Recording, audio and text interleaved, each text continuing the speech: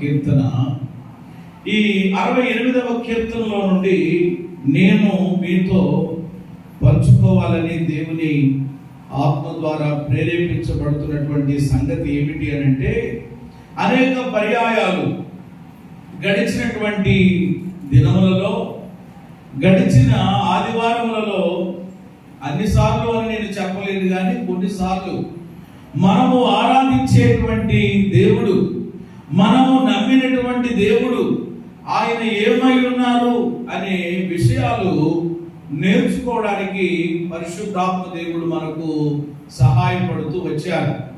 అనేక పర్యాయాలు నేను చెప్పాను, ఇదిగో మనం ఆరాధించే దేవుడు ఫలానా, మనం ఆరాధించే దేవుడు ఈ విధంగా ఉన్నారు. ఈ యొక్క నెలలోనే ఈ మొదటి ఆదివారం దేవుడు మనకి ఇచ్చినటువంటి వాగ్దానంలో మనం ఆరాధించేటువంటి దేవుడు ఏమై ఉన్నారు అని అంటే, నేను చెప్పాను పోయిన ఆదివారం, ఎవరు చెప్పండి?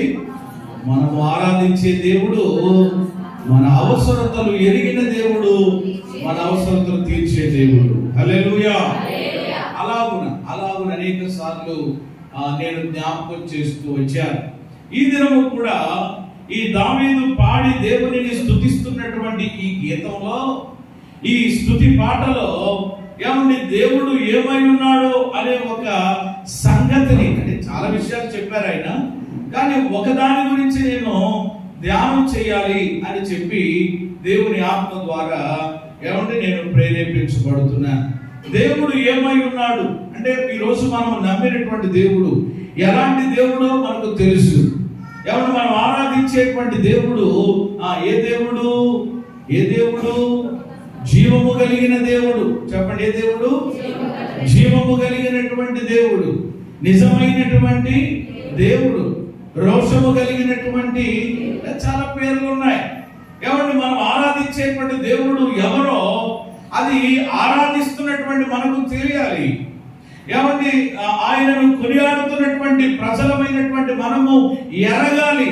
ఎరిగితే ఆయన ఏమై ఉన్నారో మనకు అర్థమైతే, ఎలాంటి పరిస్థితులు మన జీవితంలో ఎదురైనా దేవుని మీదనే మనము ఆధారపడగలుగుతామని, దేవునిలోనే ఆనందిస్తామని, ఆయననే ఆరాధిస్తామని ఎన్నోసార్లు చెప్పాను. దేవునికి స్తోత్రం కలుగునుగా.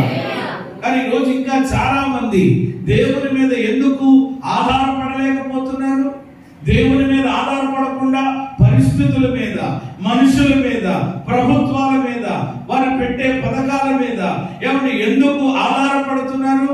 దేవునిలో ఆనందించకుండా వండుకునే ఫలావులోనూ, అంటే వాతావరణం చల్లగా ఉంది కదా, ఈరోజు చికెన్ బిర్యానీ చేసుకుంటే, మటన్ బిర్యానీ చేసుకుంటే బాగుంటుందని చెప్పి తిండిలోనో లేక ఎక్కడికో వెళ్ళడంలోనో ఏదో చేయడంలోనో ఈరోజు ఆనందిస్తున్నారు దేవుని ప్రజలు అని అంటే, వీళ్ళకి ఏం తెలియలేదన్నమాట. దేవునిలో ఆనందించడం రాదు. దేవునికి స్తోత్రం కలుగుతుంది. ఎందులో ఆనందించడం? అన్నట్లు ఆనందిస్తారు. కానీ ఇక్కడే ఏమంటే ప్రియమైన దేవుడు బిడ్డలారా, అలాగే ఇంకా మూడవదిగా చెప్పాలి అని అంటే, పరిస్థితులు ఎలా ఉన్నప్పటికీ కూడా, అది కష్టమైనా, అది నష్టమైనా, అది ఇరుకైనా, అది ఇబ్బంది అయినా, అది అగ్నిగుండమైనా, అది సింహాల బోనైనా, అది మరొకటి ఏదైనా, ఏమండి లేదు మేము సేవించే దేవుడే రోషము కలిగిన దేవుడు, మేము సేవించేటువంటి దేవుడే ఏమంటే జీవము కలిగిన దేవుడు, ఆయననే మేము ఆరాధిస్తాం అని భక్తులు చెప్పి ఆరాధించినట్టుగా ఈ రోజు ఇంకా అనేకులు దేవుని అలాగున ఏమండి ఆరాధించలేకపోతున్నారు, రాజీ పడిపోతున్నారు. ఏమండి అని అంటే ఇంతకీ విషయం ఏమిటి అని అంటే, అసలు వాళ్ళు ఆరాధిస్తున్నటువంటి దేవుడు ఎవరో వాళ్ళు ఏమవ్వలేకపోయారు, ఎరగలేదు. దేవుడు ఏమై ఉన్నారు అనేటువంటి విషయం మనకు బాగా అర్థమయ్యి నరాల్లో అది జీర్ణించుకుపోయింది అనుకోండి, ఖచ్చితంగా ఇప్పుడు నేను చెప్పిన 3 మాటలు, పరిస్థితులు ఎలా ఉన్నా కానీ ప్రభు మీదనే మనము ఆధారపడతాం. ఎవరిలో ఆనందిస్తాం? ఆయన ఎంత వర్షం కొట్టుకుని వచ్చేదివ్వండి, అది వర్షమా వరద ఇంకోటి ఏది లెక్క చేయకుండా ప్రభువుని మనము మరి ఇలా చేయాలి అని అంటే ఆయన ఎవరు మనకు తెలియాలి కదా. అనేక సార్లు అనేక విధానాలుగా దేవుడు తన ప్రత్యక్షతలు ఇచ్చాడు. గడిచిన సంవత్సరం 50 దినాల కూడికల్లో నిజంగా ఒక్కొక్క రోజు ఒక్కొక్క ప్రత్యక్షత. ఎంత అద్భుతమైనటువంటి సందేశాలండి అవి మీరు రాసుకున్నారో లేక మరి ఏం చేశారో తెలియదు, కానీ మరలా మీరు వినేందుకు దేవుడిచ్చిన కృపను బట్టి మరలా మన ఛానల్లో యూట్యూబ్లో వాటిని అప్లోడ్ చేయడం జరిగింది. కాబట్టి మరలా వింటున్నప్పుడు నిజంగా దేవా నీవెంత గొప్పవాడమని చెప్పి మనము ప్రభువుని స్తుతించగలుగుతాం. అయితే ఈ 68వ కీర్తనలో 5వ చరణంలో భక్తుడు ఏమంటున్నాడు చదవండి. తన పరిశుద్ధ ఆలయమందుండు దేవుడు, తండ్రి లేని వారికి ఎవరట ఆయన తండ్రి, విధవరాండ్రకు ఏమండి తన పరిశుద్ధాలయమందుండు దేవుడు. ఎక్కడుండే దేవుడు అట ఆయన? అది ఇప్పుడు మనం ఎక్కడున్నాము చెప్పండి. ఆయన పరిశుద్ధ ఆలయమందు, ఆయన పరిశుద్ధ ఆలయమందు, ఆయన సన్నిధిలో, ఆయన సన్నిధిలో ఎల్లప్పుడు దేవుని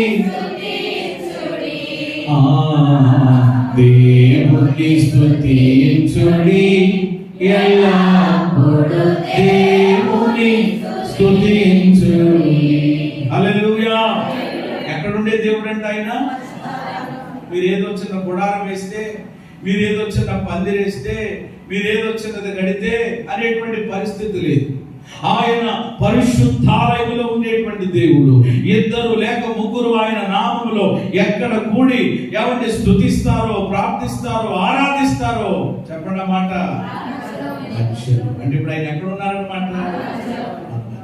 అలాంటి దేవుడు ఆయన ఎక్కడ ఉంటారో, ఎవరిని ఎక్కడ నివసిస్తారో అనే మాట ఆయన జ్ఞాపకం చేస్తూ, అలా ఉండే దేవుడట ఎలాంటి వాడు అని అంటే తండ్రి లేని వారికి. ఎవరండి ఆయన? లోకంలో సమాజంలో కొన్ని పరిస్థితులు అన్నీ ఒకేలాగా ఉండవు కదా. అందరి జీవితంలో అసలు కోల్పోయేటువంటి పరిస్థితులు ఉంటాయి. కొందరు తల్లిని కోల్పోతారు, కొందరు తండ్రిని కోల్పోతారు. ఏది ఏమైనా ఎవరి తండ్రి లేని వారికి ఆయన తండ్రి అట. తర్వాత మాట ఏంటి అంటే విధవరాండ్రకు న్యాయకర్త అయి ఉన్నాడు. చేతులు ఎత్తి స్తోత్రం చెబుతాం. హల్లెలూయా. ఈ రోజు నేను ఎవరిని ధ్యానం చేయాలనుకున్నటువంటి మాట ఏంటంటే 2వ మాట. మొదటి మాట గురించి నేను ఇప్పుడు జ్ఞాపకం చేయట్లేదు, కానీ మనం ఆరాధించేటువంటి దేవుడు ఆయన ఎలాంటి మనసు కలిగినటువంటి దేవుడు, ఎలాంటి హృదయం కలిగినటువంటి దేవుడు అని అంటే విధవరాండ్రకు ఆయన ఎవరంటండి? న్యాయకర్త. ఎవరికండి? ఎవరికైనా అడుగుతున్నాను నేను. విధవరాండ్రు ఇంగ్లీష్లో వాళ్ళు ఏమంటారు చెప్పండి? విడోస్ అంటారు. తెలుసు కదా, మన సమాజంలో ఉంటారు విధవరాండ్రు అనేటువంటి వాళ్ళు. కుటుంబాల్లో ఉండవచ్చు, సంఘంలో ఉంటారు, సమాజంలో ఉంటారు. వాళ్ళు ఎవరిని కోల్పోయి? భర్తను కోల్పోయినటువంటి వారు, యజమానిని కోల్పోయినటువంటి వారు ఖచ్చితంగా వెళ్ళుంటారు. ఈ యేసుక్రీస్తు మహిమ మందిరంలోనూ ఉన్నారు, అలాగే సమాజంలో కూడా ఉన్నారు, మన కుటుంబాలలో కూడా ఉండవచ్చు. అయితే ఇలాంటి వారికి దేవుడు ఏమై ఉన్నారట? న్యాయకర్త. చెప్పండి, ఏమై ఉన్నారు? అలాగే 146వ కీర్తన చదువుతారా? 9వ వచనం. 146:9 చదివితే అక్కడ ఏమనుందో ఒక మాట చూడండి. యెహోవా పరదేశులను కాపాడేవాడు, విధవరాండ్రను ఏం చేసేవాడు? చూసారా, ఇక్కడేమో విధవరాండ్రకు న్యాయకర్తట. అలాగే ఇక్కడ చూస్తే విధవరాండ్రను దేవుడు ఆదరించే. మరొక చోట ఏమని ఉంటుందంటే విధవరాలి పక్షంగా అన్నట్టండి వ్యాజ్యమాడేవాడట. హల్లెలూయా. ఎందుకు రాయించాలి పరిశుద్ధాత్ముడి మాటలు? ఆలోచించారు. అన్ని తరగతులను గురించి, అన్ని ఆ పరిస్థితుల్లో ఉన్న వారి గురించి కూడా పరిశుద్ధాత్మ దేవుడు బైబిల్ గ్రంథంలో రాయించాడు. మీరు ఆలోచన చేయాలి, ధ్యానం చేయాలి. ఆ బాలుల గురించి బైబిల్లో మనకి కనబడుతుంది, యవనస్తుల గురించి బైబిల్లో మనం చూస్తాం. ఏమండి పిల్లల గురించి మనం సండే స్కూల్ పిల్లలు, చిన్న పిల్లల గురించి మనం చూస్తాం. ఏమండి స్త్రీలను గురించి, పురుషులను గురించి, ఏమండి విధవరాండ్రల గురించి కూడా పరిశుద్ధాత్ముడు ఎక్కడ రాయించాడు చెప్పండి? బైబిల్లో రాయించాడు. అంటే ఆలోచన చేయండి. ఈరోజు సమాజంలో ఏమండి మరి భర్తను కోల్పోయినటువంటి ఏమండి ఆ తల్లులకు ఏమండి ఈరోజు ఏమీ లేదు అని అంటే కనుక ఏమండి సరైనటువంటి విలువ లేదు, గౌరవం లేదు. చూస్తూ ఉంటారు కొంతమంది. చూడండి, ఎవరైనా తల్లి కనుక ఎదురొచ్చింది అనుకోండి, వెళ్ళేవాళ్ళు ఏమంటే బ్యాగ్ కట్టుకుని సంచట్టుకుని మళ్ళీ ఏం చేస్తూ ఉంటారు? ఇదేంటి ముఖం ఎదురొచ్చింది ఏంటి అని. అది దేవుని పిల్లల, క్రైస్తవులకి దేవుని పిల్లలకి అటువంటి దిక్కుమాలినవి ఉండకూడదని నేను చెప్తాను. ప్రేమ దేవుడు అది ఎంత ఆమెను నిజంగా అలాగే ఎదురొస్తే నువ్వు వెనకెళ్ళిపోవడమో, ఈ మనసు వచ్చింది తింటారు మూలుకుపోవడమో, అది నిజంగా ప్రేమ దేవుడు పిల్లారా ఆ వ్యక్తిని ఏం చేయడం అన్నమాట? అగౌరవపరచడం అంటే ఆలోచన చేయండి. పరిశుద్ధ గ్రంథములో విధవరాలను గురించి పరిశుద్ధాత్ముడు రాయించాడంటే, విధవరాండ్రకు ఆయన న్యాయకర్తగా ఉన్నాడంటే, ఏమంటే విధవరాలను ఆదరించే దేవుడిగా ఆయన ఉన్నాడంటే, అలాగే విధవరాలి పక్షంగా ఆయన వ్యాఖ్యమాడే దేవుడిగా ఉన్నాడంటే, ఖచ్చితంగా మనము కూడా ఏమంటే విధవరాళ్ళైనటువంటి తల్లులను ఏమంటే తప్పకుండా ఏం చేయాలి? గౌరవించాలి, సన్మానించాలి, వారిని ప్రేమించాలి. దేవునికి స్తోత్రం కలుగుతుంది. అలాగే విశ్వాసులైన విధవరాండ్రు, బైబిల్లో విశ్వాసులైనటువంటి విధవరాండ్రులు ఎలా ఉండాలో కూడా దేవుడు తెలియజేశారు. మళ్ళా ఈ విధవరాండ్రలో కూడా ఏమంటే మరి వయసు తేడాలు కూడా ఉంటాయి. వృద్ధ దశకు వచ్చేసినటువంటి వాళ్ళు ఉంటారు, మధ్య వయసులో ఉన్నటువంటి వాళ్ళు ఉంటారు, కాస్త ఇంకా ఏమండి ఆ వయసులో ఉన్నటువంటి వారు కూడా ఉంటారు. చెప్పలేదు, ఎందుకంటే పరిస్థితులు ఆయా రీతులుగా ఏ విధంగా ఏమండి ఆ పరిస్థితులు ఎవరి మీద ఏ విధంగా ఉంటాయో మనకు తెలియదు. కాబట్టి అందరి గురించి యవనస్తులైనటువంటి విధవరాళ్ళు ఎలా ఉండాలి, ఏమండి వృద్ధాప్యానికి వచ్చినటువంటి విధవరాళ్ళు ఎలా ఉండాలి, మధ్య వయసుకు వచ్చినటువంటి ఏమండి విధవరాళ్ళు ఎలా, అన్ని రాయించారు. అవసరమైతే మీరు మర్చిపో మాట ఏమండి నేను జ్ఞాపకం చేస్తాను. 1 తిమోతి చూడండి ఒకసారి. అపోస్తలుడైనటువంటి పౌలు గారు ఏమంటే తిమోతికి రాసిన పత్రిక 1 తిమోతి 5వ అధ్యాయము 3వ వచనం ఒకసారి చదవండి.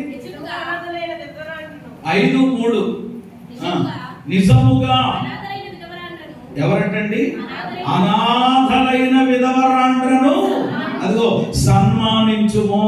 అయితే ఏ విధవరాలికైనను పిల్లలు గాని మనుమలు గాని ఉండిన ఎడల, వీరు పిల్లలు గాని మనుమలు గాని ఉండిన ఎడల వీరు మొదట తమ ఇంటి వారి ఎడల భక్తి కనపరచుటకును తమ తల్లిదండ్రులకు భక్తులతో ప్రకారము చేయుటకును నేర్చుకొనవలెను. ఇది దేవుని దృష్టికి అనుకూలం. దేవునికి స్తోత్రం కలుగుతుంది. చూసారు ఇక్కడ ఎంత తేటగా. చాలాసార్లు అనుకోవచ్చు ఏంటంటే మా తిమోతితో చెప్పాడు. తిమోతి యవన వయసులో ఉన్నాడు.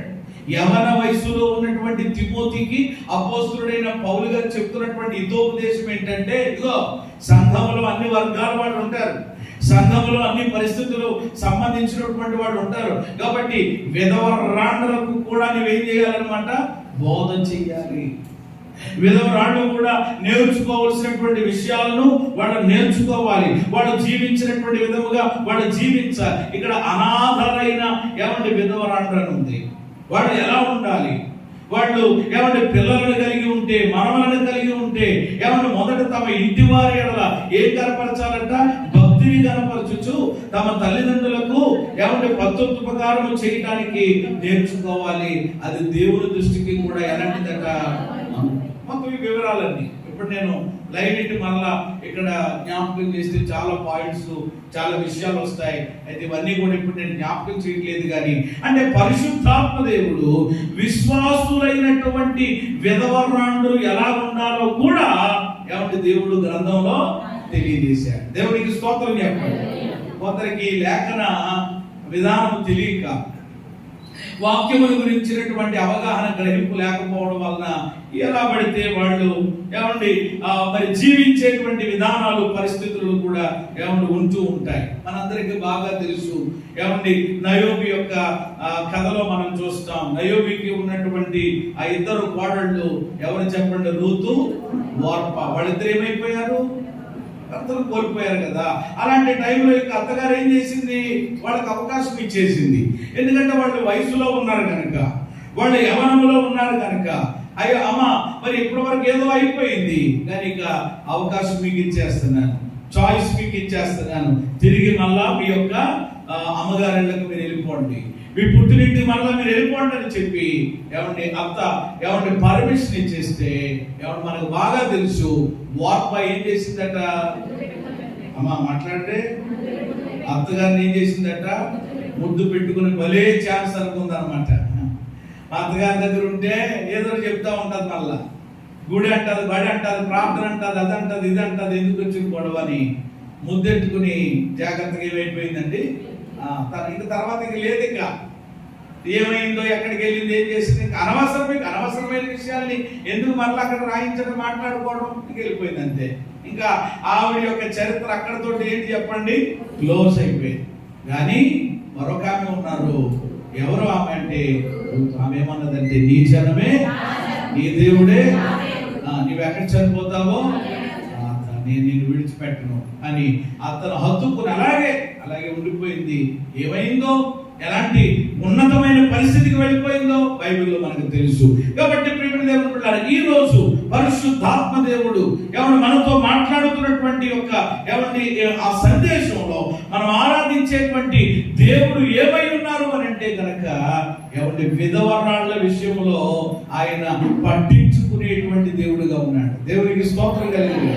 కాబట్టి దేవుడే పట్టించుకుని, దేవుడే వాళ్ళకి న్యాయకర్తగా ఉండి, దేవుడే వాళ్ళని ఆదరించి, దేవుడే వాళ్ళ పక్షంగా వ్యాఖ్యమాడి ఎలా బ్రతకాలో, వాళ్ళ మనుగడ ఎలా కొనసాగించాలో కూడా లేఖనాలలో రాయించినటువంటి విధవరాండ్రైనటువంటి బిడ్డలను తప్పకుండా మనం ఏం చేయాలి? సన్మానించాలి. వాళ్ళను చెప్పండి, ఏం చేయాలి? గౌరవించాలి. వాళ్ళని ఎప్పుడు చిన్న చూపు, తక్కువ చూపు చూడకూడదు. వచ్చేవాళ్ళే వెళ్ళి పక్కన ఉండి, అక్కడ నువ్వు వచ్చేతన వెంటనే పూలెట్టుకుని అలాగా అని కొంతమంది చూడండి, అంత 10 మందిలో కూడా ఇది చేస్తారు. పాప వాళ్ళేమో చాలా ఇది అవుతారు. కొన్నిసార్లు అదేంటో తెలియదు, నేను ఆ టైంలో గమనించానంటే కావాలనేది చేయను, దేవుని ఆత్మ ద్వారా ప్రేరేపించబడమా ప్రార్థన చేయి అని అంటూ ఉంటారు. మీరు కూడా పట్టరండి, ఇంటికి తీసుకురండి అని అంట కొన్ని కార్యక్రమం. అందరూ కొంచెం వింతగా చూసుకుని మాడుకుంటా ఉంటారేమో నాకు తెలియదు. అయితే అక్కడ వాళ్ళు భయపడతా ఉంటారు. బాబు నన్ను చేయమన్నారేంటి, అయ్యి బాబు నన్ను పట్టమంటున్నారేంటి, మళ్ళీ ఇక్కడ ఉన్న వాళ్ళందరూ ఏమనుకుంటారో అనేటువంటి పరిస్థితులు రావచ్చు. కానీ ఒక్క విషయం ప్రియమైన దేవుని బిడ్డలారా, దేవుడు వాళ్ళ ఎడల కలిగి ఉన్నటువంటి ఆ ప్రేమ, దేవుడు వాళ్ళ ఎడల కలిగి ఉన్నటువంటి ఆ విధానములను నిజంగా మనం అర్థం చేసుకుంటే మనము కూడా తప్పకుండా వాళ్ళను గౌరవించాలి, ప్రేమించాలి, సన్మానించాలి. మన కార్యక్రమాలలో వాళ్ళని ఎప్పుడూ చెప్పండి, ఏం చేయకూడదు, తక్కువ చేయకూడదు, చిన్న చూపు. అలా చూసావనంటే నువ్వు ఇంకా ఎక్కడ ఉన్నట్టు అనమాట, లోకంలో ఉన్నట్టే, ఇంకా నీ మారు మనసు లేదనమాట నీకు. ఇంకా చీకట్లో ఉన్నట్టే. ఇంకా అలాంటివన్నీ కూడా పట్టించుకుని అలాంటివన్నీ చూసుకుంటూ ఉంటే కనుక అది లోక పరిస్థితులు, లోక విధానాలు. ఇదిగో నేను ఎవరో కానీ ప్రేమిన దేవుడు బిడ్డలారా పెట్టాను, నేను కూడా స్టేటస్ లో పెట్టాను. వాస్తు చూసి కట్టుకున్నారంటే ఇల్లు, ఏం చూసి? వాస్తు చూసి కట్టినటువంటి ఇల్లు, వాస్తు లేకుండా కట్టినటువంటి ఇల్లు, అలాగే వాస్తు చెప్పినోడు ఇల్లు, అన్నిళ్ళు కూడా ఏమైపోయినాయి విజయవాడ పట్టణంలో అంటాడేమా. కాబట్టి నేను అంటాను, ఇక మనకు క్రీస్తు ఉండగా ఇక వాస్తు లేదు. చేతులు ఎత్తి స్తోత్రం లేదు. ఇంకా మరి ఉంటే కనుక అది నిలబడాలి కదండి. అంత ఎవరినో ఆ రెడ్డి గారినో లేకపోతే ఆయన ఎవరినో మొత్తం మీద కారులో తీసుకొచ్చి 10 ఏళ్ళు కట్ట మళ్ళా చేతిలో పెట్టి ఆయన ఏదో చెప్తే ఆయన చేతికి ఈయించింది చేయించి ఎన్నో రకరకాలు చేస్తే మరి అది ఆలోచించే ఆయన లేకుండా ఆయన ఏమండి సెలవు లేకుండా, ఏమండి ఆయన యొక్క కటాక్షం, ఆయన యొక్క దయ మన జీవితంలో లేకుండా మన జీవితాల్లో మనం ఏమి కలిగి ఉండలేమని అర్థం చేసుకుంటూ, ఇప్పుడు నేను నేరుగా పరిశుద్ధ గ్రంథంలో ఏమంటే చాలా మంది విధవరాళ్ళ గురించి పరిశుద్ధాత్మ దేవుడు ఈ 66 పుస్తకాలు రాయించాడు. కానీ నేను ధ్యానం చేసినప్పుడు నాకు ఏమంటే ఒకే పుస్తకంలో కొందరు వ్యక్తులు కనపడ్డారు. వాళ్ళ గురించి ఏమంటే నిజంగా చాలా నేర్చుకోవాల్సిన విషయాలు. ఇప్పుడు ఇది ఈ ప్రసంగం కేవలం వాళ్ళకే అని అనుకోకండి దయచేసి. అందరితోనూ కూడా చెప్పండి, దేవుడు ఏం చేస్తున్నాడు? ఒక వ్యక్తి ద్వారా దేవుడు అందరితో మాట్లాడతాడు.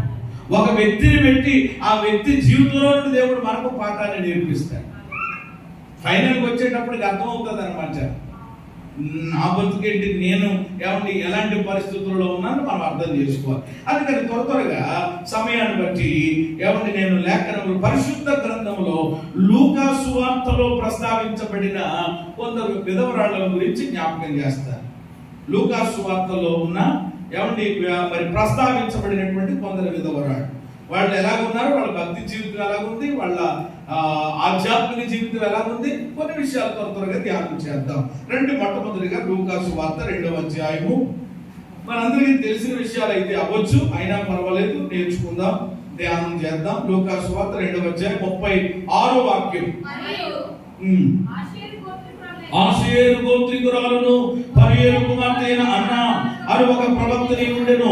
ఆమె కన్యాలతో మొదలుకొని 7 ఏళ్ళు పెళ్లిడితో సంసారం చేసి బహుకాలం గడిచినదై 84 సంవత్సరములు వేదవరాలై ఉండి దేవాలయములు విడువక ఉపవాస ప్రార్థనలతో రేయింబగళ్ళు సేవ చేయుచుండెను. దేవునికి మహిమ కలుగును గాక. ఆమె చెప్పండి అందరూ కూడా. మొట్టమొదటి వ్యక్తి మనం చూస్తున్నాం. మొట్టమొదటి విధవరాలు ఎవరు అని అంటే కనుక ప్రియమైన దేవుని బిడ్డలారా, అన్న. అందరూ చెప్పండి, అన్న కాదు, అన్న. అన్న వాళ్ళు అన్నమాట.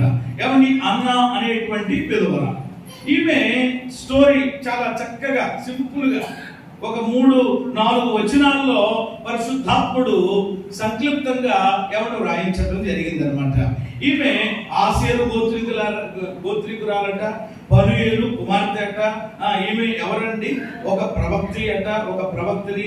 ఆమె కన్యాలతో మొదలుకుని 7 ఏళ్ళు మాత్రమే పెనిమిడితో సంసారం చేశారు. ఈమె 7 సంవత్సరాలు మాత్రమే. ఆ తర్వాత భర్త చనిపోయినటువంటి తర్వాత ఆమె ఇంచుమించు ఎన్ని సంవత్సరాల ముందు బైబిల్లో 84 సంవత్సరములు విధవరాలై ఉంది. ఎన్ని సంవత్సరాలంట? 84 ఏళ్ళు. అంటే చూడండి ఎంత మరి ఆ చిన్న వయసులో ఆమె యజమాని భర్తను కోల్పోయారు. ఆ మిగిలిన టైం అంతా, మిగిలిన సమయం అంతా అది ఎంత అద్భుతంగా ఉందో మనకి ఇక్కడ పరిశుద్ధాత్మ దేవుడు రాయించాడు. 84 సంవత్సరాలు విధవరాలై ఉండి ఏం చేస్తుంది ఆమె అంటే ఊరప్పటి తిరగట్లేదు. ఇంకో విధానాల పరిస్థితుల్లో ఆమె లేదు. ఆమె గురించి ఎంత చక్కని మాటలండి, నాకు చాలా ఇష్టమైన మాటలు ఈ మాటలు. నిజంగా ఆమె దేవాలయాన్నట విడిచిపెట్టలేదు. విడిచిపెట్టలేదు, దేవాలయాన్ని వదలలేదు. ఏం చేస్తుంది? ఉపవాస ప్రార్థనలు. ఏ ప్రార్థనలు? ఏదో బాబు ఎప్పుడో పొద్దున్న ఎప్పుడో తింటుంది. ఆ ముందు ఇంకా మధ్యాహ్నం నుంచి ఇంకా వాళ్ళకి ఉపవాసం ఉందాంలే, ఇంకా నాకేంటి ఇంకా అనుకుని ఇంకా ఉపవాస ఉపవాసాన్ని ప్రతిష్ఠించేసుకుని ఏమండి రేయి పగలు కూడా చెప్పండి ఏం చేస్తుంది? దైవ సేవ, దేవుని సేవ. మందిరంలోకి వచ్చేసింది. ఇంకెవరున్నారు ఆమెకి? ఇక ఎందుకు? నేను ఎవరుంటే నాకు ఇంకేంటి? నాకు ఆ గొప్ప దేవుడు నాకు దొరికాడు. నా జీవితం అంతా, నా బ్రతుకంతా ఇక ఆయన పాదాల దగ్గరే అంకితం అని చెప్పేసి ఒక మంచి తీర్మానం చేసుకుని ఆమె తన జీవితాన్ని అలాగే జీవించింది. అందుకని నేను ఆమె గురించి ఏమని రాసుకున్నాను అని అంటే దైవ భక్తి కలిగినటువంటి విధవరాలు. చేతులు ఎత్తి స్తోత్రం చెప్పండి. ఏ విధవరాలంటే దైవ భక్తి ఆమెలో ఉన్నది కనుకనే ఇక ఏమంటే లోకము గాని లోక ఆశలు గాని ఆమెలోనికి ఏమాత్రం ఇక రానివ్వలేదు. ఇక దేవుని యొక్క సన్నిధి, ఎందుకంటే ఇక దేవాలయంలో ఉంటే, దేవుని సన్నిధిలో ఉంటే ఇంకా ఆ తలంపులు, ఆ విధానాలు ఏమొస్తాయి? ఇంకా రావు కదా. చక్కగా దేవాలయంలో గడుపుతూ, ఉపవాస ప్రార్థనలు చేసుకుంటూ, దేవుని సేవ, మందిర సేవ, ఏమంటే పరిచయం చేసుకుంటూ తన జీవితాన్ని గడిపింది. ఆ గడియలోనే యేసు ప్రభుల వారంట పుట్టినటువంటి వెంటనే ఆ 8వ దినాన్న యేసయ్యను మందిరంలోకి తీసుకొచ్చారు కదా. తీసుకొచ్చినప్పుడు ఈమె కూడానట ఏమండి ఏం చేసిందంట, తర్వాత ఆ గడియలోనే లోపలికి వచ్చి యేసయ్యను ఎత్తుకుని ఆయన కొనియాడి ఏమండి ఆయనను గణపరిచింది. దేవునికి స్తోత్రం కలుగునుగా. అందరి గొప్ప మహాభాగ్యాన్ని దేవుడు ఏమంటే ఈ యొక్క తల్లికి దేవుడు అనుగ్రహింపజేశాడు. మొట్టమొదటి విధవరాలు ఎవరు అని అంటే కనుక దైవ భక్తి కలిగిన మొదటి మాట అన్న అనేటువంటి విధవరాలు. నెంబర్ 2, 4వ అధ్యాయం లూకా సువార్త. త్వరగా మనం వెళ్దాం. నేను ఎక్కువ వివరించట్లేదు, జ్ఞాపకం చేస్తున్నాను ఏమంటే మనము నేర్చుకోవడానికి. 4:26 చదవండి. లూకా సువార్త 4వ అధ్యాయము 26వ వాక్యం చదవండి. అదే మీరు చదివేది ఏదో స్పష్టంగా అనుమానంగా చదువుతారేంటి? నేను అనుమానంగా చెప్పలేదు కదా. 4:26 ఏలియా దినములయందు 3 ఏళ్ల 6 నెలల ఆకాశము మూయబడి దేశమంతటా గొప్ప కరువు సంభవించినప్పుడు ఇశ్రాయేలీయులలో అనేక మంది విధవరాండ్రు ఉండినను ఏలియా సీదోనులోని సారేపతు అను ఊరిలో ఉన్న ఒక విధవరాలి యొద్దకే గాని మరి ఏ విధవరాలి యొద్దకు పంపబడలేదు. చేతులెత్తి స్తోత్రం చెప్పండి. అక్కడ అండర్లైన్ చేసుకోవలసినటువంటి మాట, ఒక శ్రేష్టమైనటువంటి మాట ఏంటంటే ఇశ్రాయేలులో అనేక మంది ఎవరుండినను నేనంటాను ఈ ద్వారపూడిలో అనేక మంది ఉండినను, ఈ యేసుక్రీస్తు మహిమ మందిరంలో ఒకవేళ అనేకులు ఉండినను అనేటువంటి మాట ఎంత స్పెషల్ గా ఉంది, ఎంత ప్రత్యేకంగా ఉంది ఈ జీవితంలో. ఇశ్రాయేలులో బోడు మంది ఉన్నారు కానీ ఏమండి దైవజనుడట ఆ కరువు కాలంలో ఎవరింటికి మాత్రమే వెళ్ళారట? సారేపతు విధవరాలి ఇంటికే ఆయన ఏమండి పంపబడను కానీ ఇంకెక్కడికి ఆయన ఈవిడ గురించి కూడా మనందరికీ బాగా తెలుసు. రెండవది ఎవరు అని అంటే సారేపతు విధవరాలు. చెప్పడం రెండవది ఎవరు? ఈ సారేపతు విధవరాల గురించి మనకు బాగా చాలా స్పష్టంగా తెలుసు. అది భయంకరమైన కరువు. కాబట్టి ఎంత భయంకరమైన కరువు అంటే వివరించాలంటే ప్రత్యేకంగా మళ్ళీ నిజంగా ఇక తినడానికి ఏమీ లేకపోవడం వల్ల పౌరరెట్ట అయిపోయింది, గాడి తలకాయలు అయిపోయినాయి, గుర్ర తలకాయలు అయిపోయినాయి, కోడి అన్నీ అయిపోయినాయి. ఇక ఆఖరికి ఇక మిగిలిన తలకాయలు ఏంటి చెప్పండి? నీ తలకాయ నా తలకాయ అంటే ఏంటన్నమాట, ఇక మనిషి తలకాయలు మిగిలినాయి అన్నమాట. ఇక అందుకని ఇంకా అన్ని తలకాయలు అయిపోయిన తర్వాత అయ్యే కదా ఉండేది. ఇంకా అందుకని ఒకళ్ళిద్దరు అరుగు మీద కూర్చొని మాడుకుంటున్నారంట ఇద్దరు. ఏమని? ఇదిగో ఈ రోజు మీ పిల్లలు వండేసుకుందామా, రేపేమో అని. ఇలా అంటే ఎంత తీవ్రతగా ఉంది కరువు, ఎంత భయంకరంగా ఉంది చూడండి. అలాంటి పరిస్థితులలో ఈ ఏలియా గారు దైవజనుడు ఎక్కడికి మాత్రమే వెళ్ళారు అని అంటే సారేపతు విధవరాలి ఇంటికి వెళ్ళడం. ఏమండి అమ్మా నేను కొంచెం ముందు మంచినీళ్ళు అడిగారు, అయ్యారు ముందు కొంచెం మంచినీళ్ళు తెస్తావమ్మా అని అంటే అలాగేనండి అయ్యారు అని చెప్పి తీసుకొచ్చింది. అది తెద్దామని వెళ్తుందట. ఈ లోపల ఎన్నే అయ్యారు అనేసారు. ఏమని?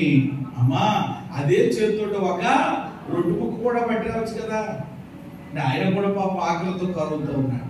ఇంట్లో పరిస్థితి చూస్తే చాలా ఇదిగా ఉంది. అయినా కానీ ఇదేంటి అడుక్కునేవాడి ఇంటికి బుడబొక్కలోడు వచ్చాడు అని అంటారు చూశారండి కొన్నిసార్లు.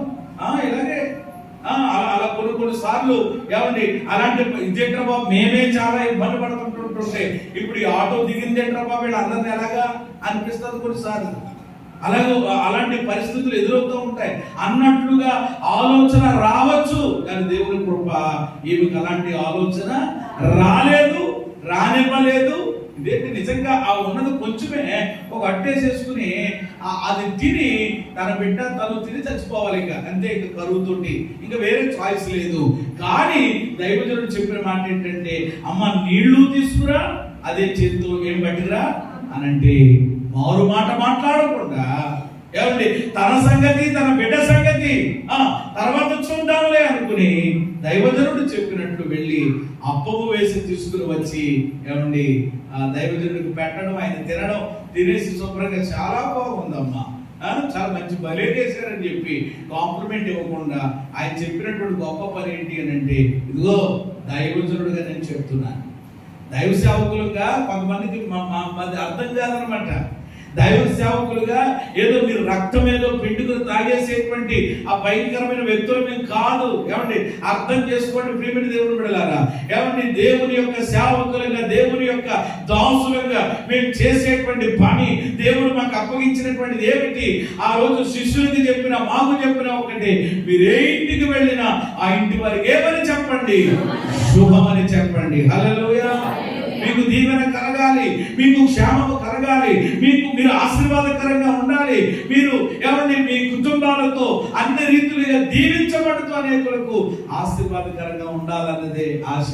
ఇప్పుడు వెంటనే దైవజనుడు చెప్పాడు, యెహోవా జీవము తోడు. ఎవరి జీవము తోడు? యెహోవా జీవము. నేను చెప్తున్నాను దైవజనుడుగా, నీ తొట్టులో ఉన్నటువంటి ఏంటంట, ఆ బుడ్డులో ఉన్నటువంటి అయిపోదు యేసు నామములో అని చెప్పారు. ఆ మాటను దేవుడు, నేనే నా సేవకుని మాటను రూఢీపరుస్తానన్నటువంటి దేవుడు రూఢీపరిచాడు. ఏమండి ఆ కరువు ఏమండి ఉన్నంత కాలము కూడా ఏమండి ఆ తొట్టులో ఉన్నటువంటి పిండి, చెప్పండి, బుడ్డులో ఉన్న నూనె, దేవుడు అద్భుతంగా ఆ కుటుంబాన్ని పోషించాడు. చేతులెత్తి స్తోత్రం. ఈ పాఠంలో ఈవిడ దగ్గర నుండి మనం నేర్చుకునే విషయం ఏంటి? ఈవిడికి నేను పెట్టుకున్న పేరు ఏమిటి అని అంటే, విధేయత గల విధవరాలు. ఎలాంటి విధవరాలు? ఇలాంటి వాళ్ళు లోపిస్తున్నారు ఈరోజు. ఏమంటే దైవ భక్తి కలిగిన విధవరాలు మొదటిది. రెండవది విధేయత గల విధవరాలు. సారే విధవరాలంటే మామూలుగా కాదు, విధేయత. దైవజనుడు చెప్పినటువంటి దానికి వెంటనే అలాగేనయ్యా. ఏమండి విధేయత చూపించింది. విధేయత ద్వారా వచ్చే ఆశీర్వాదాన్ని, సమృద్ధిని ఆమె జీవితంలో పొందుకుంది. నెంబర్ 3, 7వ అధ్యాయం లూకా సువార్త. చెప్తున్నాను కదా, నేను వేగంగా వెళ్ళే ప్రయత్నం చేస్తున్నాను, నాతో పాటు రండి. 7:12 లూకా 7:12.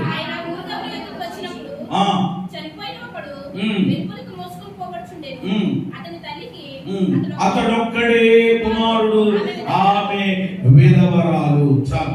ఏమంటే మూడవదిగా మనం చూస్తే ఎవరి విధవరాలు? నాయీను విధవరాలు. చెప్పండి, ఎవరండి ఈమె? అంటే ఊరు పేరు మీద ఉన్నటువంటి ఆమె అన్నమాట. కొన్ని మాటలు ఏమన్నా ఊరు పేరుతో కొంతమంది చూడండి. కొన్నిసార్లు నేను కొన్ని ప్రార్థనలకి, కొన్ని మీటింగ్స్ కి కొన్ని వెళ్తున్నప్పుడు, ఉదాహరణకు రాజమండ్రి ఏమంటే సహవాసానికి నేను వెళ్ళినప్పుడు అక్కడ ఏమంటే మరొక దైవ ప్రసాద్ గారు ఉన్నారనమాట. ఆయన మోరంపూడిలో సేవ చేస్తారు. అందుకని ఏం చేస్తారు? ఇప్పుడు దైవ ప్రసాద్ గారు ప్రార్థన చేస్తారంటే ఎవరు చేయాలి? ఇప్పుడు దైవ ప్రసాద్ గారు పాట పాడమంటే ఎవరు చేయాలి? పాడాలి ఇప్పుడు. అందుకని వెంటనే ఏమంటారంటే పేరెంటి ద్వారపూడి దైవ ప్రసాద్, లేకపోతే ఏమండి మోరంపూడి దైవ ప్రసాద్ గారు. అంటే ఊరు పేరు మీద కొన్నిసార్లు ఎక్కువ మంది ఉంటే మరి అలాగే కదా మన ఊరు పేర్లతో. అలాగే ఇక్కడ నాయీను అనేటువంటి ఆమె పేరు లేకపోయినా కానీ ఊరు పేరు మీద. ఈమె స్టోరీ కూడా, ఈమె చరిత్ర కూడా మనకు బాగా తెలుసు. ఏమండి భర్తను కోల్పోయినటువంటి పరిస్థితుల్లో ఉంది. అతనికి ఒకే ఒక్క కుమారుడు, అతని తల్లికి అతడు ఒక్కడే కుమారుడు. ఆ కుమారుడు కూడా చనిపోయిన పరిస్థితి. ఇక తన జీవితంలో ఏంటి, ఎప్పటికే నా బ్రతుకు మోడైపోయి ఇలాగైపోతే మరలా ఆ కొడుకున్నాడు కదా, వాడు అన్ని రకాలుగా నన్ను చూసుకుంటాడు కదా అనుకుంటే వాడు కూడా చనిపోతే ఏంటి, ఎవరి కొరకు నేను బ్రతకాలనేటువంటి వేదనతో, దుఃఖంతో వెళ్ళిపోతా ఉంది, ఏడుస్తా ఉంది. ఆ పరిస్థితులు మనం చూసాం. దేవుడు అద్భుతంగా ఆమెను చూడడం, ఆమె ఎందుకు కనికరపడడం, ఏడవద్దని చెప్పడం, దగ్గరకు రావడం, పాడిని ముట్టడం. ఏమండి చిన్నవాడు లెమ్మని నీతో చెబుతున్నాను కానీ చనిపోయినటువంటి ఆ చిన్నవాడు లేచి కూర్చుని మాట్లాడాడు. దేవునికి స్తోత్రం కలిగింది. ఒక అద్భుతం దేవుడు చేశాడు ఆమె జీవితంలో. తిరిగి మళ్ళా ఆ పోగొట్టుకున్న కోల్పోయినటువంటి కుమారుణ్ణి బ్రతికించి దేవుడు ఆ తల్లికి అప్పగించాడు. కాబట్టి ఇప్పుడు ఏమండి ఈమె గురించి నేను పెట్టుకున్నటువంటి పేరు ఏమిటి అని అంటే, దేవుని కనికరము పొందుకున్న విధవరాలు. దేవునికి స్తోత్రం కలుగుతుంది. ఎవరి కనికరం? మనుషుల కనికరం అన్నాను నేను. ఎందుకంటే చాలా మంది అప్పటికే మనుషులు ఆమె మీద కూడా కనికర పడుతున్నారు. మనుషులు కనికర పడుతున్నారు. ఏమంటున్నారు? అమ్మా అయ్యో ఎంత బాధ వచ్చింది దేవుడి జీవితంలో, ఎంత వేదనకరమైన పరిస్థితి వచ్చిందని చాలా మంది జాలి పడుతున్నారు, కనికర పడుతున్నారు. కానీ మనుషులు కనికర పడడానికి, మనుషులు జాలిపడి సింపతి చూపడానికి, దేవుడు మన మీద కనికర పడడానికి చాలా తేడా. కాబట్టి ఎప్పుడు మనం ఏ కనికరం కోరుకోకూడదు? మనుషుల సింపతి, మనుషుల జాలి, మనుషుల కనికరం ఏమన్నా మనకి ప్రేమైన దేవుడు బిడ్డలారా అక్కర్లేదు. ఎవరి కనికరం మన మీదకి రావాలి అని అంటే దేవుని కనికరము మన మీదకి వస్తే చెప్పండి ఏం జరుగుతుంది? మరణము జీవంగా మారిపోతుంది. హల్లెలూయా. ఇక్కడ అదే జరిగింది. అందుకని ఎవరు ఎప్పుడు కూడా వాళ్ళు ఏదో చేస్తారేమో, ఏళ్ళు ఏదో చేస్తారేమో అని ఎప్పుడు కూడా ఎవరు మనుషుల కోసం ఎక్కువ మనం ఆశ పెట్టుకోకూడదు. ఎవరి దేవుని మీదనే మన ఆశలు ఉండాలి, దేవుని మీదనే ఎవరు మన యొక్క దృష్టి ఉండాలి. అందుకని ఈమెకు నేను పెట్టుకున్నటువంటి పేరు ఈ నాయని విధవరాలు ఎవరు అంటే దేవుని కనికరము పొందుకున్న. ఈరోజు ప్రేమ దేవుడు బిడ్డలారా, దేవుడు తప్పకుండా ఎవరిని నిన్ను కనికరించడానికి, ఆయన మనలను కనికరించడానికి ఆయన కదిలే దేవుడు అనే మాట జ్ఞాపకం చేసుకున్నా. ఇక 4వ దగ్గరికి వచ్చేద్దాం. మనం 18వ అధ్యాయం లూకా సువార్త. ఎంతగా ఏమంటే పరిశుద్ధాత్ముడు అవసరం కాబట్టి ఈ విషయాలు రాయించి పెట్టారు. 18వ అధ్యాయము మీరు మొదటి 2 వచనాలు కనుక చూస్తే చెయ్యాలని ఆయన ఉపమానం చెప్పి 2వ వచనంలో దేవునికి భయపడకి మనుషులు లక్ష్య పెట్టకి ఒక న్యాయానికి ఒక పట్టణం ఉండేను, ఆ పట్టణంలో ఒక విధవరాలు ఉండేను అనేటువంటి ఒక విధవరాలు. ఈమె గురించి కూడా మనం చాలాసార్లు ధ్యానం చేసాం, నేర్చుకున్నాం. 18వ అధ్యాయం మొదటి 8 వచనాలలో ఏమని ఇక్కడ ఈమె పేరు లేదు. మళ్ళీ చూసారా ఎంత వెరైటీగా మనకు కనబడుతున్నాయో. ఈమె పేరు లేదు, చెప్పండి, ఈమె ఊరు లేదు, పేరు ఊరు లేదు, కానీ ఉంది. పేరు లేకుండా ఊరు లేకుండా ఉండదు, కానీ ఇక్కడ రాయబడలేదంతే, ఇక్కడ రాయబడలేదంతే. ఎందుకో మరుగు చేశాడు పరిశుద్ధాత్ముడు. దాని సంగతి మనకి అంత అవసరం లేదు. అయితే ఇక్కడ ఈమెలో నుండి మనం ఏమి నేర్చుకోవచ్చు? ఇప్పుడు ఒక విధవరాలుగా ఉన్నది. ఏమండి ఆమె ఒక పట్టణంలో ఉన్నారు. ఆమె ఒక న్యాయాధిపతి దగ్గరికి వెళ్తున్నాడట. వెళ్ళి నాకు నా ప్రతివాదికి కూడా మరి న్యాయం చేసుకుని అడగడానికి వెళ్తా ఉంది ఓ లాయర్ గారి దగ్గర. ఆ లాయర్ గారు ఎలాంటి అని అంటే ఏమంటే బైబిల్లో ఉంది, దేవునికి భయపడ్డట మనుషులే. అందరూ ఒకేలా ఉంటారు కదా, అందరూ ఒకేలా ఉంటే ప్రపంచం ఎలా ఉంటుంది? ఒక్కొక్క మొండోడు ఉంటా ఉంటాడు, ఒక్కొక్క తెక్కుడు ఉంటా ఉంటాడు. అయ్యి బాబు ఆడితో మాట్లాడలేమండి బాబు అని అంటా ఉంటారు. కాలికెత్తి ఏలికెత్తాడు, ఏలికెత్తే కాలికెత్తాడు అని అంటారు కొందరు. అంతే మరి ఇక చెప్పలేము. ఇక ఏమంటే ప్రభు వాళ్ళని దర్శించాలన్నమాట. అలాంటి వ్యక్తి ఏమన్నా అలాంటి ఆయన దగ్గరికి వెళ్ళి ఈవిడ ఏం చేయమని అడుగుతుందట. ఈయన ఏం చేస్తున్నాడట? ఓ దానికే ఉంది, తెచ్చావా, డబ్బులు తెచ్చావా, మరి నేను అన్నట్లుగా సరే అని ఆ డబ్బులు కాస్త తీసేసుకుంటున్నాడు. మరి ఈరోజు ఏ వారం తెలియనట్టు అనమాట. మళ్ళా ఒక్కొక్కరు చూడండి ఎంత గొప్ప నాటకాలు ఆడుతూ ఉంటారంటే ఈ రోజులే ఏం తెలియకుండా బతికేస్తున్నావు నువ్వు అంటే ఈరోజు ఏ వారం వాళ్ళతో చెప్పించా ఆదివారం అయితే పని చేయి, మరి రేపు కుదరదు కానీ రేపు నాకు వేరే ఊరు వెళ్ళే పని ఉంది కాబట్టి సోమవారం బుధవారం రా అని అనేవాడు అనమాట. మళ్ళీ ఈవిడ ఏం చేసింది అనమాట, అయ్యి బాబు న్యాయాధిపతి గారు లాయర్ గారు ఆయన ఎలా చెప్తారా చేయాలి కదని బుధవారం వెళ్ళిపోయి కూర్చునేది పొద్దున్న 7 గంటలకి. వచ్చేసేవాడు బయటికి. చూసేటప్పటికి అయ్యారు మరి రమ్మన్నారు కదండి అని. ఓహో అవునా, కరెక్టే, నిజమే. కానీ 2 రోజులు కూడా నీ పని మీదే అని అనుకున్నాను కానీ కుదరలేదు. ఓ పని చేయి, ఈవేళ బుధవారం కాబట్టి ఓ పని చేయి, 2 రోజులు ఆగి మళ్ళీ రేపు శనివారం రా అని ఇలాగునా ఎవడు వెళ్ళిన ప్రతిసారి ఏం చేస్తున్నాడు?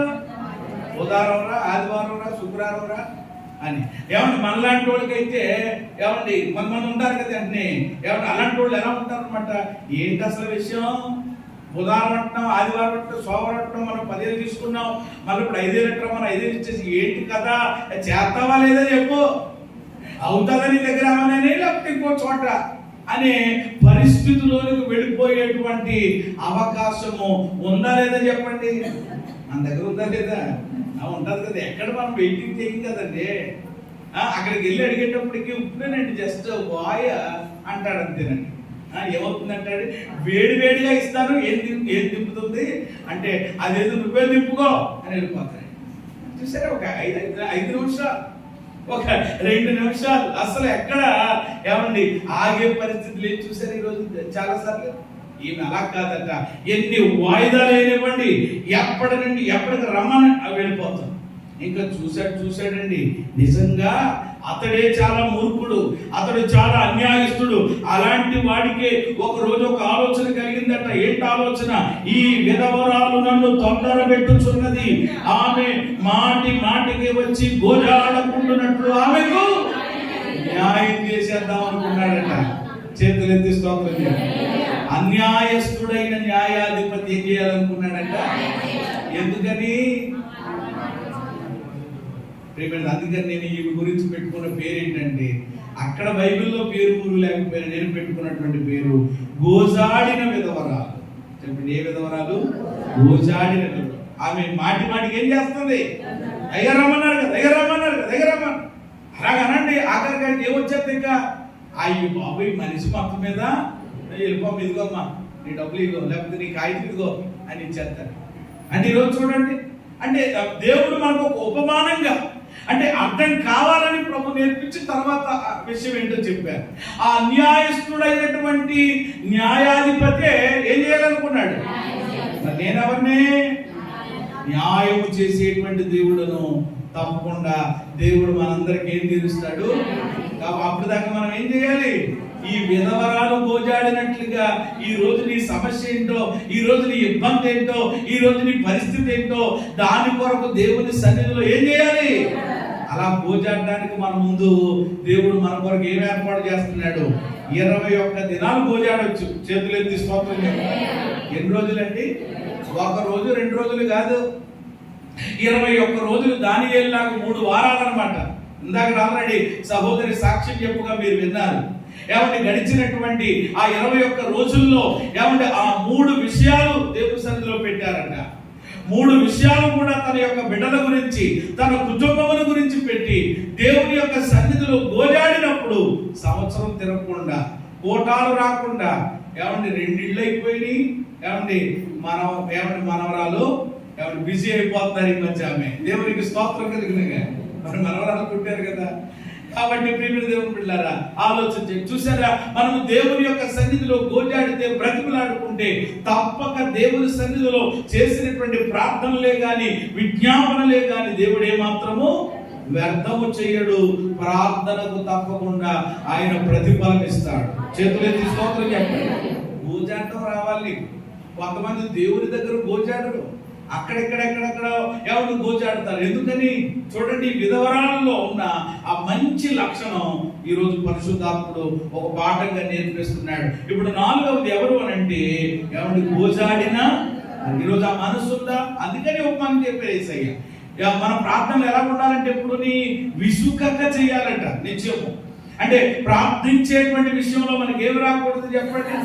విసుకక. చేస్తాను నువ్వు అలా చేస్తానే ఉండు. దేవుడు ఎప్పుడో ఎలాంటి బండోడినైనా, ఎలాంటి మొండోడినైనా, ఎలాంటి ఈ అన్యాయస్తుడు లాంటి వాడికి కలిగింది. ఏంటి రోజు అవుతుంది పాపం అలా చేసేయాలని. అలాగున కాబట్టి దేవుడు తప్పకుండా కార్యం చేస్తాడు. ఆ విధానం, ఆ మనసు పట్టుదల మనలో ఉండాలి. ఇక చివరి మాట చెప్పి నేను ముగించేస్తాను. 21వ అధ్యాయము లూకా సువార్తలో 21వ అధ్యాయము 8వ వాక్యాన్ని మనం చూస్తే,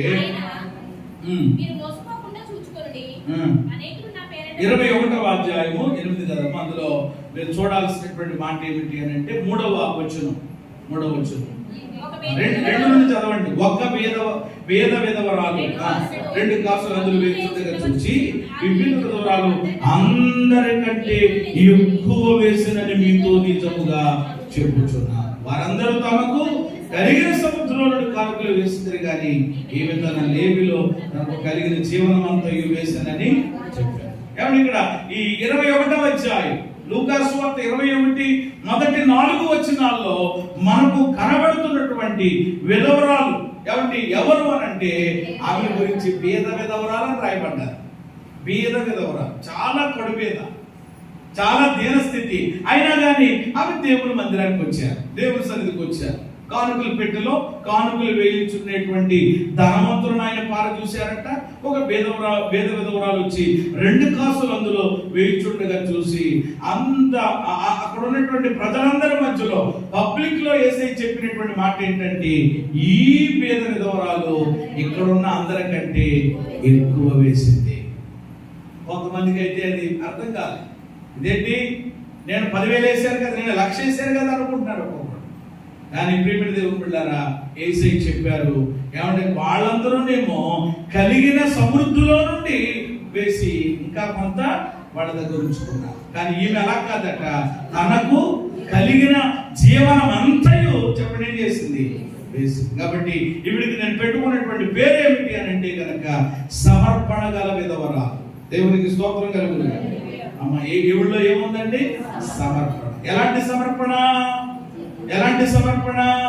సగం సగం సమర్పణ కాదు, సంపూర్ణ జీవనం అంతా. ఇక మరలా ఇక దాచుకునేది ఏమీ లేదు, ఇక మరలా రేపు ఏంటి అని చెప్పి ఆలోచించేది ఏమీ లేదు. ఇక నాకు ఉన్నది ఏదైతే ఉందో అది నేనేం చేస్తున్నాను, దేవునికి ఇచ్చేస్తున్నాను. తర్వాత సంగతి ఎవరు చూసుకుంటారు? సమర్పణ అంటే అలా ఉండాలి. సమర్పణ అంటే అలా ఉండాలి. దాతృత్వం అంటే అలా ఉండాలి. ఆ మనసు, ఆ హృదయాన్ని దేవుడు చూస్తాడు. చూసారా నిదానంగా ఎంతమందిని గురించి ఈ లూకా సువార్తలో మనం ధ్యానం చేసాము ఆలోచన చేయండి. 5 గురించి చెప్పాను నేను. మొదటి విధవరాలు పేరేంటి చెప్పండి? దైవ భక్తి కలిగిన విధవరాలు. రెండవది విధేయత గల విధవరాలు. మూడవది దేవుని కనికరము పొందుకున్న. నాలుగవది గోజాడిన విధవరాలు. ఐదవది సమర్పణ కలిగిన. చూసారు, వాళ్ళు విధవరాలే. వాళ్ళ గురించి పరిశుద్ధాత్మ రాయించాడు. వాళ్ళు ఒకవేళ సమాజంలో తక్కువ అని అనుకోవచ్చు, కానీ వాళ్ళ ద్వారా ఈ రోజు ఇక్కడ ఉన్న మనందరికీ దేవుడు ఏం నేర్పిస్తున్నాడు? పాఠాలు నేర్పిస్తున్నాడు. నాకు అనిపించింది ఏమిటి అని అంటే, ఏమంటే విధవరాళ్ళుగా ఉన్న వీరే ఇలా బ్రతికితే, ఏమంటే విధవరాళ్ళుగా ఏమంటే ఉంటున్నటువంటి వీళ్ళలో ఇంత దైవభక్తి, ఇంత విధేయత, ఇంత దాతృత్వం, ఇంత సమర్పణ, ఇంత గోజాడే విధానం, ఇలాంటి పరిస్థితులు ఉంటే ఈరోజు ప్రభు కృపను బట్టి అన్ని పరిస్థితులు ఏమంటే బాగుగా ఉన్నటువంటి మనము ఇంకెంతగా ఏమంటే దేవునిని ఆరాధించాలి, ఇంకెంతగా ఏమంటే దేవుని ఎడల ఏమంటే మన విధేయత కలిగి ఉండాలి, ఇంకెంతగా దేవుని కొరకు సాక్షులుగా బ్రతకాలి అనేటువంటి విషయం ఒక ప్రశ్నగా నాకు అనిపించింది. ఆలోచించే ఈరోజు మనం ఆరాధిస్తున్నటువంటి దేవుడు ఏమై ఉన్నారు అని అంటే, ఏమండి ఆయన పరిశుద్ధాలయమందుండు దేవుడు. ఆయన ఏమండి ఏమై ఉన్నారంట? విధవరాండ్రకి ఏమై ఉన్నారంట? విధవరాల విషయంలో పట్టించుకునే దేవుడుగా ఉన్నారు. ఆయన న్యాయకర్తగా ఉన్నారు, ఆదరించేవాడిగా ఉన్నాడు. వాళ్ళ పక్షంగా ఎవరు వ్యాజ్యమాడినా వ్యాజ్యమాడకపోయినా ఎవరు వ్యాజ్యమాడతారనమాట. అందుకని పొరపాటున ఎవరు జోలికి వెళ్ళకూడదు అనమాట. ఇది ఇంకా నేను చాలా రిఫరెన్స్ లోనే చూపించలేదు, సామెతల గ్రంథంలో ఉంటుంది. విధవరాలి ఏమండి మరి పక్షంగా వెళ్ళకూడదంటే ఎవరితో పెట్టుకున్నా పర్లేదు, కానీ ఎవరి విధవరాలతో పెట్టుకోకూడదట. ఎందుకనంటే కనుక వాళ్ళ పక్షంగా ఉన్న విమోచకుడు బలవంతుడు అని బైబిల్లో రాయబడ్డారు. చేతులు ఎత్తి స్తోత్రం చేయండి. వాళ్ళ పక్షంగా ఉన్న దేవుడు ఎవరు? కొంతమంది ఏమనుకుంటారు, ఎవరు లేరులే అనుకుంటారు. వాళ్ళకే ఉంటాడు గొప్ప దేవుడు. పేదోళ్ళని తక్కువ చేస్తూ ఉంటారు కొంతమంది. ఆ పేదల పక్షం, దీనుల పక్షంగానే దేవుడు ఉంటాడు. ఎక్కువగా యేసు ప్రభుల వారట బేతనీ గ్రామానికి వెళ్ళేవారట, బేతనీలోనే ఎక్కువ ఉండేవారట. ఇంతకీ బేతనీ అనేటువంటి గ్రామం ఎలాంటి గ్రామం అని అంటే, చాలా చిన్న గ్రామం. దీనులు అంతా ఆ యొక్క గ్రామంలో పేదలే ఉంటారట. చూసారా, అంత ధనవంతుడైనటువంటి దేవుడు అక్కడ ఉండడానికి ఇష్టపడ్డాడు. అందుకని చెప్పి ఎప్పుడు కూడా ఏమంటే వీళ్ళు పేదలని, ఏమంటే వీళ్ళు తక్కువ వాళ్ళని, లేకపోతే వీళ్ళు ఫలానా అని చెప్పి ఎవరిని కూడా ఎప్పుడు కూడా మనం ఏం చేయకూడదు. ఒకసారి పరిస్థితులు మారిపోతాయి. గోడలు ఏమవ్వచ్చట, బళ్ళు ఏమవ్వచ్చట. విజయవాడ చాలా నేర్పించేస్తుంది. మరొకటి ఎవరో వాట్సాప్ లో పెడితే నేను చూశానన్నమాట. చెత్తటికెళ్ళి ట్రక్కుంటా చూసారా? చెత్త వేసుకునేటువంటి ట్రాక్టర్ ఉంటుంది కదండి, చెత్త హక్కు ఉంటుంది కదా, అన్ని రకాలు వేసేస్తూ ఉంటాం. ఏమంటే అలాంటి చెత్త వేసుకెళ్ళేటువంటి ట్రాక్టర్లో అపార్ట్మెంట్లు, పెద్ద పెద్ద ఇళ్ళు ఉన్నటువంటి వాళ్ళు మరి బయటకు వెళ్ళడానికి అవకాశం లేదు. ఇంకా ఎలా వెళ్తారు? ఇంకా పడవలేమో సరిపోవట్లేదు. ఏమంటే ఇప్పుడు ఏం చేశారనమాట, అలాంటి ట్రాక్టర్లు వస్తే పెద్ద ఉన్నవాడు కూడా చెప్పండి ఏమెక్కి, చెత్త ట్రాక్టర్, మళ్ళీ మామూలు ట్రాక్టర్ కాదనమాట, అంటే చెత్త తీసుకెళ్లేటువంటి ట్రాక్టర్లో ఎక్కి ఏం చేస్తున్నారు? ఏసీ కారులో తిరిగిన వాళ్ళు. పెద్ద పెద్ద రేంజ్ తప్పదు పరిస్థితులు కొన్నిసార్లు ఏమండి పాఠాలు చెప్పండి ఎవరికైనా కానీ నేర్పిస్తూ ఉంటాయి. కాబట్టి పరిస్థితులు ఎప్పుడు ఒకేలా ఉంటాయని అనుకోకండి దయచేసి. ఏమండి మనకెందుకో అక్కడున్న పరిస్థితుల్ని మనము వింటున్నప్పుడు, చూస్తున్నప్పుడు ఒకటి మనము దేవుడిని స్తుతించాలి. ఏమండి అలాంటి పరిస్థితులలో ఇబ్బందులు పడుతున్న వారి కొరకు మనం దేవుని సన్నిధిలో తప్పకుండా ప్రార్థన చేయాలి. కాబట్టి ఈరోజు విధవరాండ్రుల గురించినటువంటి శ్రేష్టమైన తలంపులు పరిశుద్ధ గ్రంథంలో దేవుడు రాయించి, ఇదిగో ఎలాంటి వారిగా ఉన్నారో చూడండి. వాళ్ళలో ఏమండి అయ్యో ఏంటి ఇలా జరిగింది, దేవుడు నా జీవితంలో అన్యాయం చేశాడేంటి అనే మాటలు వాళ్ళు మాట్లాడలేదు. అలాంటి ఆలోచన వాళ్ళకి రానివ్వలేదు. దైవ భక్తి కలిగి వాళ్ళు జీవించారు, విధేయత కలిగి బ్రతికారు. ఏమంటే దేవుని కనికరానికి పాత్రులయ్యారు. ఏమంటే దేవుని పాదాలు పట్టుకుని గోచాడారు. వాళ్ళ దగ్గర ఏదుందో అది దాచుకోకుండా ఏం చేశారు? దేవునికి సమర్పించారు. మన సంఘంలో కూడా ప్రియమైన దేవుని బిడ్డలారా చాలా కార్యక్రమాలు చాలా ఏమండి వచ్చినప్పుడు నాకు తెలుసు, నేను చూస్తూ ఉంటాను ఎక్కువ నిజంగా అయ్యో పాపం వాళ్ళు భర్తను కోల్పోయి విధవరాలి పరిస్థితుల్లో ఉన్నారేమో అనేటువంటిది అనిపిస్తూ ఉంటుంది. కానీ నన్ను అడిగితే అందరికంటే ఏమంటే దేవుని యొక్క కార్యాల విషయంలో ఏమంటే దేవుని కొరకు ఏదైనా చేసినప్పుడు వాళ్ళ ఏమంటే విధానమే ఎక్కువ కనబడతా ఉంటుంది. దేవునికి స్తోత్రం కలిగిన కాక అంటే దేవునికి ఇచ్చే విషయంలో కూడా వాళ్ళ యొక్క విధానము ఎక్కువగా కనబడతా ఉంటారు. అంటే ఆ దేవుని ఎడల, దేవుని కార్యాల ఎడల వాళ్ళకు ఉండేటువంటి మనస్సు, ఆ సమర్పణ అది చాలా శ్రేష్టమైనది. మరి వీళ్ళే ఇలాంటి మంచి లక్షణాలు కలిగి ఉంటే ఈరోజు మన సంగతి ఏంటి మనం పరిశీలన చేసుకుని మనం కూడా ఆ విధంగా ప్రేమ దేవుని బిడ్డ జీవించగలిగితే ఏమంటే మనం కూడా దేవుని నామానికి మహిమకరంగా ఉండగలుగుతాం. ఇప్పుడు నేను చెప్పినటువంటి విధవరాలందరూ కూడా దేవుని నామాన్ని కనపరిచేటువంటి వారిగా ఈరోజు మనందరికీ కూడా ఒక మాదిరిగా వాళ్ళు మారిపోయారు. ఏమండి అలాంటి శ్రేష్టమైనటువంటి జీవితాన్ని మనం కూడా జీవించగలుగుదాం. దేవుని యొక్క ఆశీర్వాదాలు పొందుకుని అనేకులకు మనము ఆశీర్వాదకరంగా మార్గదర్శకులుగా మాదిరికరమైన వ్యక్తులుగా మార్చబడదాం. అట్టి కృప పరిశుద్ధాత్ముడు మనందరికీ దయచేయును గాక.